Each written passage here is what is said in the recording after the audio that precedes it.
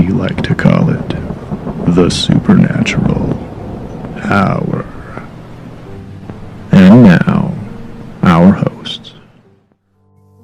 Hey, welcome to the Supernatural Hour. I'm Tim. I'm Chad. No, I'm Raven.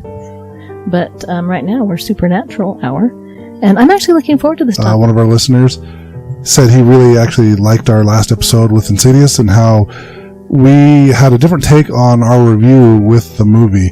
I know, like, if you listen to movie reviews, most people are just kind of, they talk about the movie and the pros and cons or whatever, but when we do our movie reviews, we're not usually doing something recent most of the time, but we actually kind of like pull it apart and talk about how things in the movie could actually happen in real life, and you don't really get that with other movie reviews.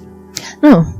I mean, we mainly focus on like movies that have to deal with ghosts and stuff like that, but this week we're going to mix it up a little bit, sort of, with the movies. We got two things that we're going to kind of talk about. One is we're going to kind of talk about a little bit about our favorite villains from, like, whether it be like a Halloween themed movie or just horror films in general. And then we also have a list that I found of 9 horror films that were actually inspired by real events. So let's talk about our favorite villains first. This is something Deanne really wanted to talk about, so we'll let her start. So when it comes to horror movies, I'm a wimp and I don't really like to watch them. That being said, I do like creepy, spooky movies. So, and this is going to sound really weird, but my favorite, kind of, I don't know if it's necessarily the villain, but the scary person, I really like that old Disney one, Watcher in the Woods. And kind of the creepy person in that, I don't know that she's necessarily the bad guy, but she's definitely creepy, is Bette Davis. Have you seen that one? Long time ago. Yeah, I think if you were to say, hey, how did you get into paranormal? That would be one of the things, because that movie came out when I was little-ish. I want to say probably 9 to 12-ish years old. And if you haven't seen it yet, you should. And this really isn't a spoiler, but it's about a little girl that goes missing, and it kind of turns supernatural. And there's dark, spooky woods in it. To me, that is kind of it's a quintessential spooky paranormal movie, and you got to find it if you can find it at all. I found it. I think I bought a CD or a DVD off of Amazon. There's a very good chance that it's on Disney Plus. Probably. And there is a newer version of that, I believe, too. Right? Of Watcher in the Woods? I don't know. If there is, it will not be as good as the Bette Davis one. Yeah. So if there is, and I think there is, I'm not positive on that, but if there is, go to the older version. Do the older version. I haven't seen the new one, so I can't tell you if I like it or not. I typically don't like the remakes. But this is fabulous. I mean, Bette Davis, the whole time you're like, is she a good guy? Is she a bad guy? I think she's a bad guy, because listen to that voice and look at those big eyes and quintessential perfect. And it's great for kids, because I'm going to let my 9-year-old watch it this weekend. We're going to watch that this weekend, and she may sleep with us forever and ever. Disney Plus totally has Mr. Boogedy and Bride of Boogedy. I have not seen those. Are they good? They're so cheesy. It's one of those that you'd file under like the so bad it's good. The first one anyway. Like Nacho Libre? No, that's just bad. Best movie ever. Not Halloween though. So, so that would be mine. I don't know. It's pretty scary. Okay, your turn. Chad's turn for his favorite movie villain. Hannibal Lecter. That's a good Silence of the Lambs. That is a good one. Yeah. Yeah. Anthony Hopkins did such a great spooky acting job. role on that. Well, I mean, he did awesome. He was in Red Dragon, which is the prequel to Silence of the Lambs, and Silence of the Lambs itself, and then the movie Hannibal. He did an amazing job on that one. I would like to say that's also my favorite. He's on the top, though. He's on the top of my list, but yeah, it was just a very powerful performance, and just his line delivery and the way that he worked with Jodie Foster and the whole mind game that went on in that. No special effects and just total creeped out. Well, on that line too, where he said he ate the liver with the fava beans and the Chianti, and then he did the little hissing thing. That was ad-libbed. That wasn't actually in the script. Oh, really? I know the hissing part was definitely ad-libbed, but I can't remember if it was the whole fava beans and the Chianti. Mm-hmm. That might have also been ad-libbed, but the little hissing noise he made, that wasn't in the script. That was all him. It seems like some of the best lines in any movie are oftentimes ad-libbed. Usually. I mean, if they weren't good, they wouldn't put them in. Right. So, I have to agree with you on that one. He played that character very, very well. He did an excellent job on that one. Unfortunately, he's come out and said he won't be doing any more Hannibal Lecter movies. Oh. See, those are ones I wouldn't... I mean, they're definitely horror, but they're not the blood and gore ones, per se. I mean... Yeah, in Hannibal, he does cut off Ray Liotta's head and start cooking his brain and feeding it to him. Well, yeah, there's that. But yeah, it's not the blood and gore. But no, to me, his are more the suspense and just this, the mind games, and so I have seen those. It's been a long time. So I've always been a big fan of the slasher films. So you're saying that you and I will never watch a horror movie together? No, you're saying that I'll make you watch them with me. No, I've always enjoyed the slasher films because they were huge when I was growing up, like the late 80s, early 90s. They were very popular, and then into the 2000s when you had like the really gory movies, like the Saw movies. Right. I've always been fascinated with movies like that, but like growing up, I would have to say my favorite has always been Michael Myers. Uh-huh. And when you compare him to like some of the other villains in slasher films like Freddy Krueger or Jason from Friday the 13th and Nightmare on Elm Street, a lot of people would always ask me, well, why would you pick Michael Myers? Because you got Jason, who's this strong, like big mongoloid, basically, that just goes around killing people.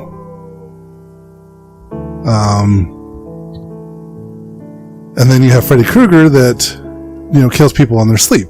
Like, he goes after and it's kind of like, is it real? Are they imagining it? Is he? That's kind of a psychotic. So it's like people are afraid to go to sleep because Freddy Krueger will kill them. The reason why I always pick Michael Myers over the other two is simply because he's never actually died. He's still alive. He's still alive. So Freddy Krueger, obviously, the whole thing is like he died in a fire in some furnished room. Right. And he's able to come back as this weird spirit that's able to... all melted faced and creepy. Yeah, burnt face, and he's got the claw glove thing. And he kills people in their sleep. Now, Jason, the whole first movie is actually his mom's the killer. But the whole thing is like he drowned under the counselor's watch, and she was taking revenge on them. But like in every single Friday the 13th movie, like Jason dies at the end. Same with Nightmare on Elm Street. Freddy Krueger dies at the end. In the Halloween movies, in the earlier ones, depending on which storyline you're going to follow, because they actually have like 3 different storylines on how the movies work. You've got 1, 2, 4, 5, and 6 are all one storyline, and then you've got 1 and 2, and then like 7 and 8 are all one storyline. Oh, that's interesting. See, I've never watched him, so I mean, I know who he is, and I've seen the pictures, but I've never watched those. But basically, in the end of all the movies, like in the end of the very first one, he gets shot off of the top floor of a house, and when they go to find his body, he's just gone. And so there's always that he's still out there. He's still out there, yes. Ooh. So just the way they've ended like every Halloween movie, other than 3, which is like Season of the Witch and has nothing to do with Michael Myers, is kind of lame. What makes Michael Myers scary for me is that he's working, and they explain it in one of the storylines, that he's kind of working with like a cult and has like demonic influences kind of working with him. So the fact that he's never died and he's like got this superhuman strength and this ability to like stalk stuff and he's only really stalking family members. Right. Yeah. Throughout the most of the movies, they finds out that Jamie Lee Curtis is like his half sister or stepsister or something like that. So, or full on like younger sister. But he's only going after family members in like the whole series. But that's what made it creepy for me is the fact that he never actually died. Oh, that's kind of cool. I'm actually kind of wanting to watch these now. I have all of them on Blu-ray, except for the newest one. But for me, that's always been my favorite. It's just because he's never died.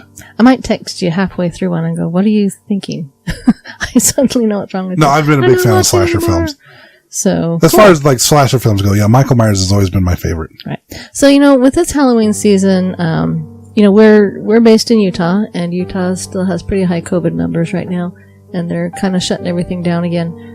So if there's some of these movies you've never watched or you haven't watched in a long time, probably not a whole lot of stuff going on. This might be a good time to get brushed up on your Halloween horror, slasher, sci-fi, or not sci-fi, psychological thriller movies.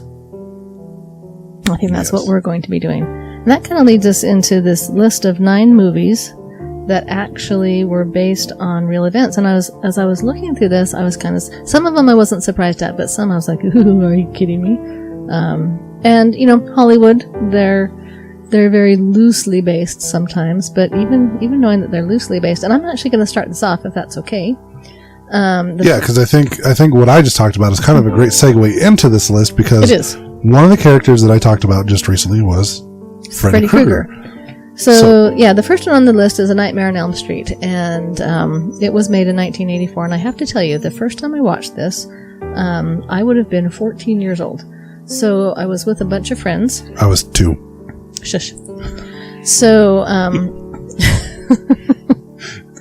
so we were actually watching this. I think we were watching it in the middle of the day. It's not like we were even watching it at night. And there was probably 6 or 7 of us, and we were in kind of a big family room area, and the door to the garage went out into, from this room. And the couch I was sitting on was literally 2 inches away from the door that went out to the garage. And as we started watching this movie, my friend's mom came down and she said, "Hey, I'm going to go to the store." And we're like, "All right, bye." And so we're in the, just kind of probably 3/4 of the way through this movie when she comes home. And she didn't do it. She just walked in the door from the garage. And, we screamed and jumped and ran and hid. And anyway, it was kind of funny. Bunch of teenagers getting scared by their mom. So if you haven't seen this movie before, you really need to watch it. This would be a great year to do so. So it's basically, we discussed it a little bit. It's a supernatural killer. He stalks his prey while they dream. And so in the movie, the people are afraid to fall asleep. If this is a spoiler, it's your own fault. This came out like 36 years ago. So it's actually based on real life inspiration. So Wes Craven had a series of newspaper articles from the Los Angeles Times. And these newspaper articles were about some Asian refugees who would mysteriously die in their sleep. And the articles said, many of these Asians would refuse to sleep because they would have these nightmares, and they just knew that these nightmares would lead them to death. And Wes Craven said, and I'm going to read the quote.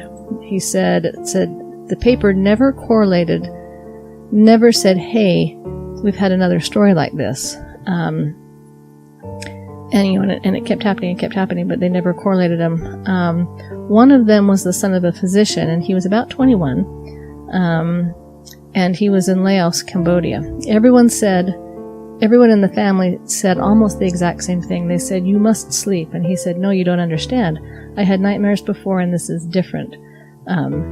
You've had nightmares. Everyone's had nightmares. When you wake up, you're like, "Ooh, that was a bad dream." But something about these dreams that he was having was just not right. They actually gave him some sleeping pills and told him to take them. And they believe he did, but he still didn't go to sleep. So we don't know if he actually took them or not. And they're not sure how many days that it was that he actually stayed awake, but it was some phenomenal amount. And if you've ever read anything about sleep deprivation, the longer you go, kind of the weirder you get, and you can actually kind of go crazy if you don't sleep for a long time. But they think that he didn't sleep for about 6 or 7 days, and so finally he was watching television with the family, and he just fell asleep. You figure if you haven't slept much for 6 or 7 days, eventually you're probably just going to fall asleep. And everyone was like, "Oh, thank goodness." And they literally had to carry him upstairs to bed, because he was an adult, and you even pick up a toddler that's asleep, and they feel like they weigh about 1,000 pounds. So they carried him upstairs to bed. And everyone went to bed thinking, phew, this is over. He'll get some good sleep. This will be done. And in the middle of the night, they heard screaming, they heard crashing, they ran into the room, and by the time they got there, he was dead. So they had an autopsy performed because they were thinking, what in the heck? There was no heart attack. There was nothing in this autopsy that could explain his death. It was absolutely unexplained. In his closet, after he died and they're kind of cleaning up after him, they found a Mr. Coffee Maker that was full of hot coffee that he'd used to stay awake because he was so afraid of going to sleep. They also found all the sleeping pills that they thought he had taken, but he'd spit them back out and hid them. And Wes Craven said this was just such an incredible, dramatic story that he said he mulled over it for almost a year, and then kind of came up with the idea of Nightmare on Elm Street. Johnny Depp's first movie. So, was he even in that? He was in that? Yeah, Johnny Depp. Yeah. He was the boyfriend. I'm going to have to watch that again. He's in the scene in the waterbed where Freddy's head comes up and comes towards him and then basically just sucks him into the bed and just a whole fountain of blood flies up to the ceiling. I pretty much just remember my friend's mom coming in the door and screaming. First movie Johnny Depp was in. No, I do remember bits and pieces of it, and it's a good movie. Oh, I like that whole series. I have the entire Nightmare on Elm Street series as well. I think I watched the first two, and then for me, I don't know. For me, a lot of times you start getting that 3 and 4, and they start getting cheesy. So they do. I only watch the first 1 or 2 usually. So the next one on the list is actually one I just watched the remake, and the remake is terrible. You were only 6 when you watched this. I was 6 when it came out. Okay. I don't know how old I was when I watched it, but 1988. 1988. They did a remake in 2019. Mark Hamill did the voice of the doll. So is Luke? So Luke did the voice of the doll in the remake, which wasn't that good. So was he whiny? But no, actually, he wasn't. Was he no, because scary? Mark Hamill also does the Joker. But this one is Child's Play from 1988. The premise of this movie is a serial killer's soul possesses a toy doll and then wreaks havoc and kills people. Now, I was kind of surprised when I found out this is actually based on actual events. So the real life inspiration for this movie... I thought it was going to be Annabelle, but it's not. It's not. I don't even think Annabelle's on this list. She's not. Because the Annabelle storyline is all fabricated. Sort of, for the most part. Anyways, so the inspiration for this particular movie was in 1909, a Key West painter and author, Robert Eugene Otto, claimed that one of his family member's servants placed a voodoo curse on his childhood toy, Robert the Doll. Okay, now I have to... I've actually heard of Robert the Doll. We talked about him on one of our episodes with Gary and Mike when they were still on the show. That's interesting. So we were coming home with my daughter the other day, and she pointed out some kid on the road she didn't like, and joking, because I have dark humor, I'm like, you don't like him? Well, we can go home and make a voodoo doll and poke him in the kidney or something. And she's like, Mom. And I thought, other kids would have laughed. My kids are afraid that I might actually do something like that. You probably would. Anyway, sorry.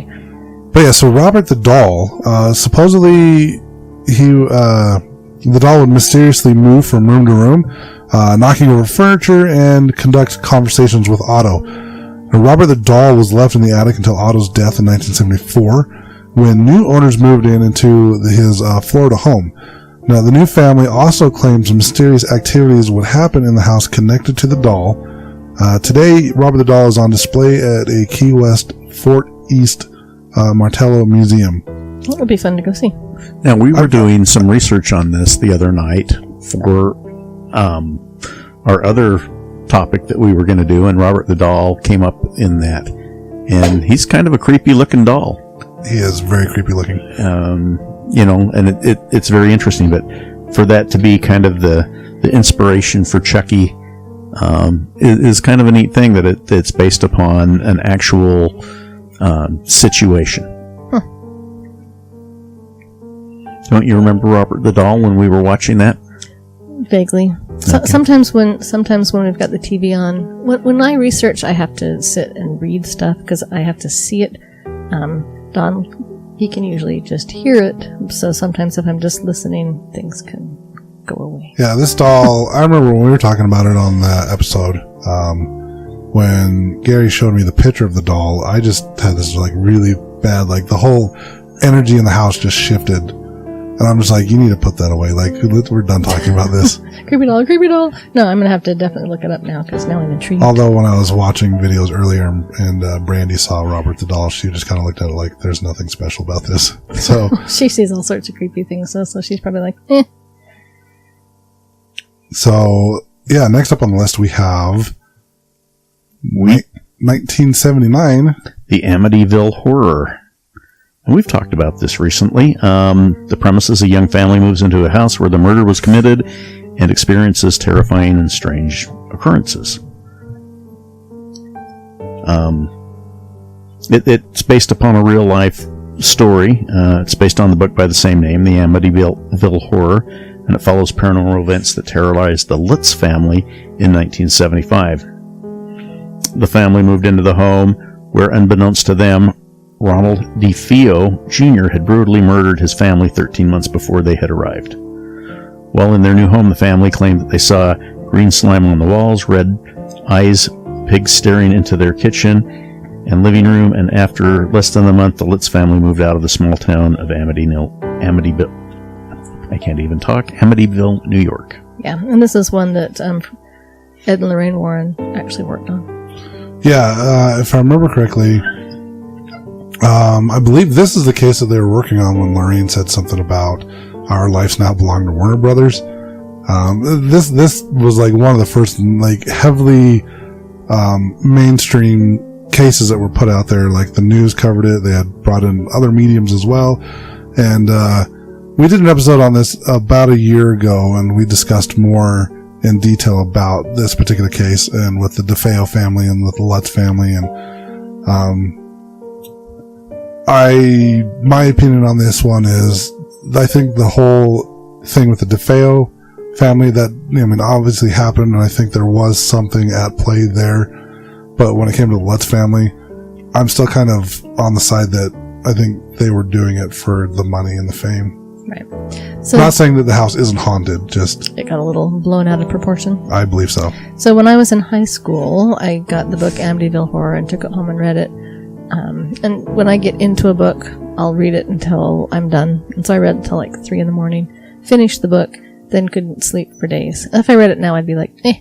But when I was in high school, I was terrified. This is one of those movies where I do think the remake is actually better than the original. I think the Ryan Reynolds version of Amityville Horror that came out like 2005 or whatever it was, I think this is actually better than the original. So number 4 on our list is Psycho, and this came out in 1960, and this is one of those classic, there's all sorts of lines, and I can't make the sound, but the and the knife, the knife silhouette in the shower curtain. I know, that was a really pathetic noise. You're both looking at me like I've just lost my mind, but you guys know what I mean, kind of that dissonant sound. Anyway, so the premise is that there's a secretary that goes on the run because she's stolen $40,000, and she doesn't want to get caught and taken to jail, and she winds up in a motel, but the motel, the innkeeper and his mother are not as sweet and charming as they might appear to be at first. And there's a real life inspiration for this. It's actually loosely based on a convicted murderer and grave robber by the name of Ed Gein. Ed Gein. Okay. It looks like Gein. It's Gein. It's Ed Gein. No, I believe you. In the late 50s, he would kill women. He would unearth corpses in Wisconsin. And then he did this awesome thing. He was crafty. And he would fashion human skin into tiny keepsakes and knickknacks like face masks and belts and chair coverings, which is something that they do. I've done a lot of research on grave robbers in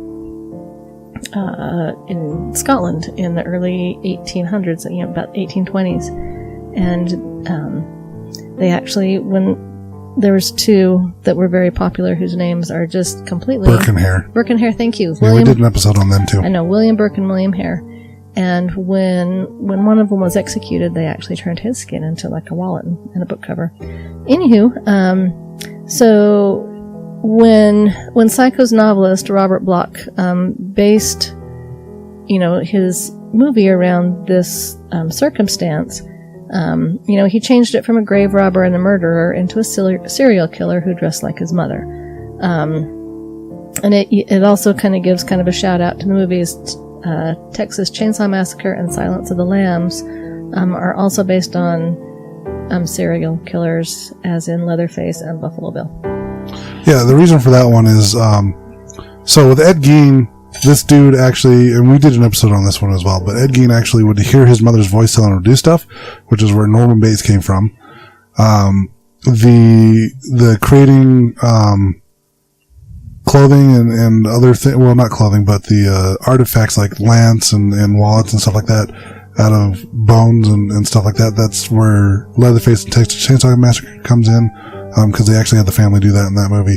And then when you get into Buffalo Bill was someone that was kidnapping women, larger women, and starving them and then making dresses out of their clothes. And these are all things that Ed Gein actually did. This dude was kind of twisted. And not the actual Buffalo Bill. The actual Buffalo Bill was an Old West He didn't do performer. This is a No, different... for Silence of the Lambs, Buffalo Bill. This is a different Buffalo Bill. So the next one on our list. Well, no, I want to talk about this in just a little more. Oh, yeah, go. There's a new version of this, which is not as good as Hitchcock's 1960 version. The black and white 1960 version is really awesome and quite compelling, and it'll pull you in. It's a psychological thriller, and again, it's not special effects or those kinds of things that stray on this. It's the way that the story's told and the build up. It's a little bit of a slower build for some of the newer moviegoers. You need to kind of not expect the flashes and bangs and all of the special effects, but you get into the story and it's really a powerful story.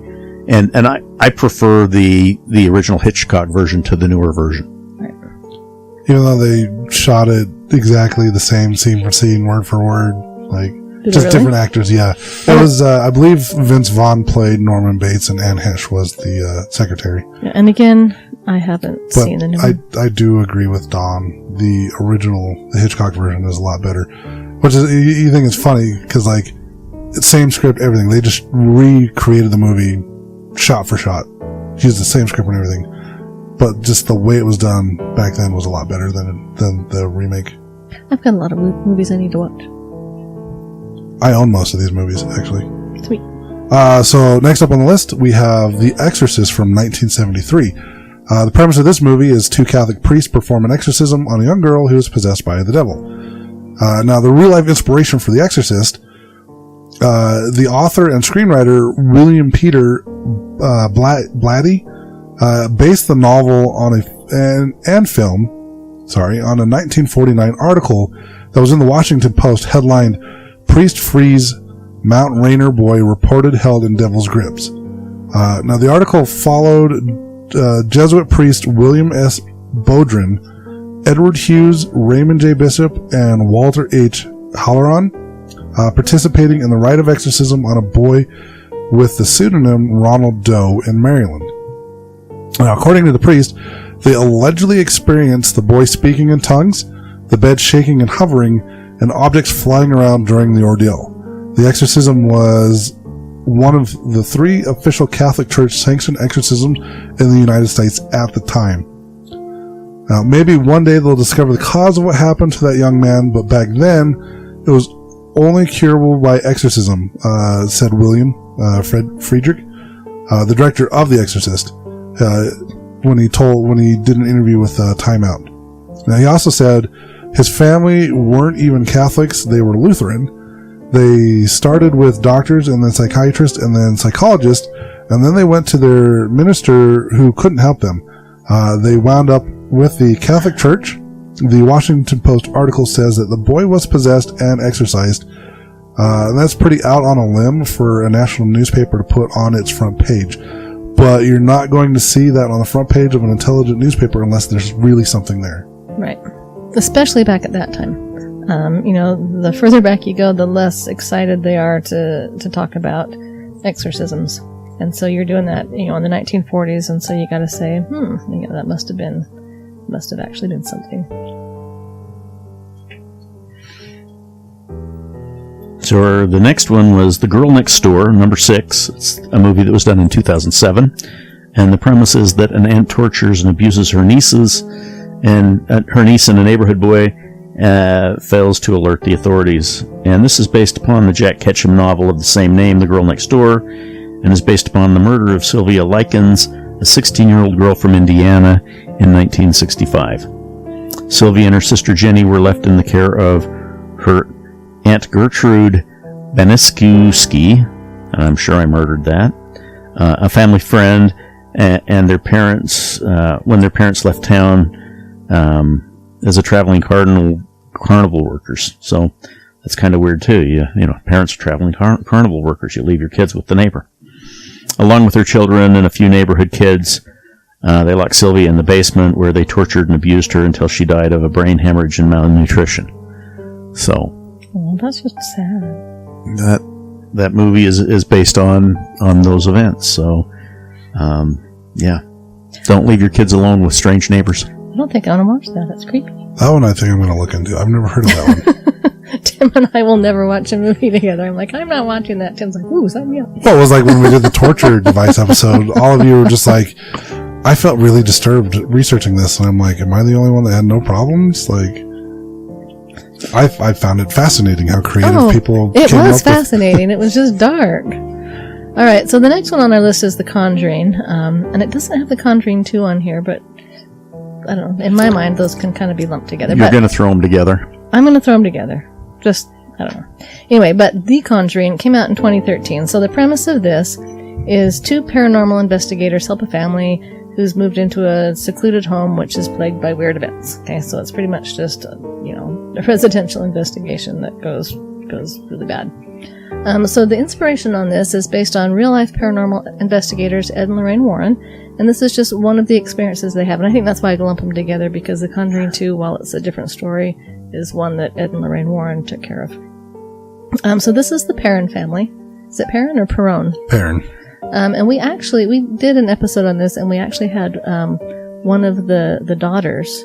Her name is Andrea. Andrea. I knew it started with an A. We actually sat down and talked with her, and she is such a nice lady. She's the sweetest lady ever. She's just like that loving grandma that you wish you always had. I had never met her, and she just gives me this big old bear hug, like she's known me since I was an infant. Oh, she was hugging everybody. She's an awesome lady. That was a really, really fun. If you haven't listened to that episode, you need to go find it. So we did an episode where we reviewed The Conjuring, and then 2 weeks later, we actually got to meet Andrea and had her on the show. She was the oldest daughter in the movie. Yeah, and she was fabulous. Anyway, so the Perrin family moved into this farmhouse in Rhode Island, and they just experienced a lot of activity that was just terrifying in 1971. And the only thing I don't like about these movies is it makes it look like everything happens within a week, but it's actually, goes over a much longer period of time. Yep. She said they lived in the house for 10 years, and most of it happened within the first 5 years.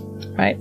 So the director, James Wan, said when Insidious came out and was really successful, just the story of the Warrens kind of came to him, and he thought, wow, this is really cool. Maybe I can actually do this. And he actually, he told this to Entertainment Weekly when they interviewed him about the movie. But he said, I didn't want to just make another ghost story or another supernatural film. He said, I'd never really thought about doing one that was based on real characters and real people. And so that's kind of what he told Entertainment Weekly that led him to The Conjuring. And then, as you all know, because you've heard us talk about it a million times, the Warrens also did Conjuring 2. They also did the Possessed Raggedy Ann doll that inspired the film Annabelle. And it would be interesting to see if they do any more of the Warrens cases. Yeah, they're working on a Conjuring 3. Are they really? Mm-hmm. I need to see that. And I guess The Nun.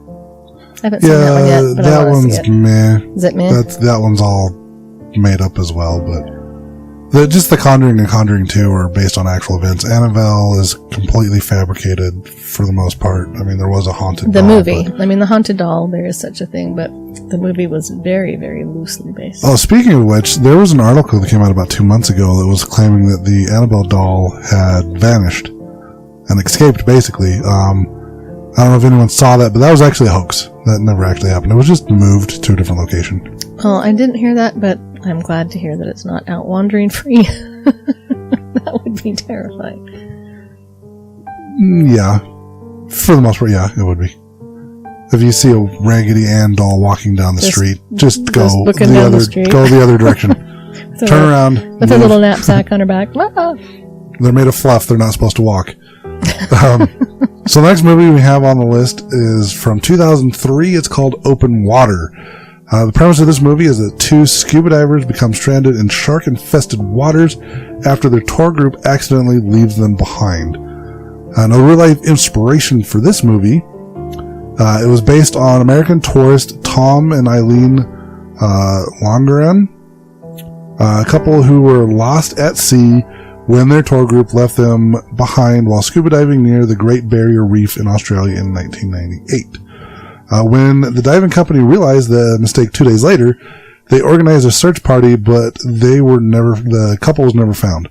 The only thing that was found was a diver slate, which is an underwater communication device, with an SOS message on it that read, Monday, January 26, 1998 at 8 a.m., to anyone who can help us, we have been abandoned on a Gincourt Reef by MV Outer Eagle 25, January 98, 3 p.m.